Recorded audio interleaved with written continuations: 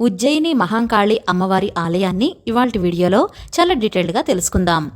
మొదట్లో ఇక్కడ ఆలయం మాత్రమే ఉండేది. రాను రాను జనావాసాలు పెరిగాయి.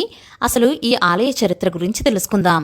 క్రీస్తు శకం 1813లో సురటి అప్పయ్య అనే వ్యక్తి మిలిటరీలో పనిచేస్తూ ఈ ప్రాంతంలో నివసించేవారట. ఆయనకు ఉజ్జయిని బదిలీ అయితే అక్కడికి వెళ్లారు. ఒకసారి అక్కడ కలరా వ్యాధి తీవ్రంగా ప్రబలి చాలామంది మృత్యువాత పడ్డారు. అప్పుడు అప్పయ్య గారు ఉజ్జయిని మహంకాళి ఆలయానికి వెళ్ళి ఆ తల్లికి మొక్కుకున్నారట. కలరా తగ్గిస్తే తన సొంత ఊరిలో అమ్మవారికి ఆలయం నిర్మిస్తారని కోరుకోగానే కలరా తగ్గుముఖం పట్టిందట. మొక్కుకున్న మొక్కు ప్రకారంగా 2 ఏళ్ల తర్వాత తిరిగి తన స్వస్థలానికి వచ్చిన అప్పయ్య గారు చెక్కతో అమ్మవారి విగ్రహాన్ని తయారు చేయించి ఓ వేప చెట్టు కింద ఉంచి పూజించేవారు.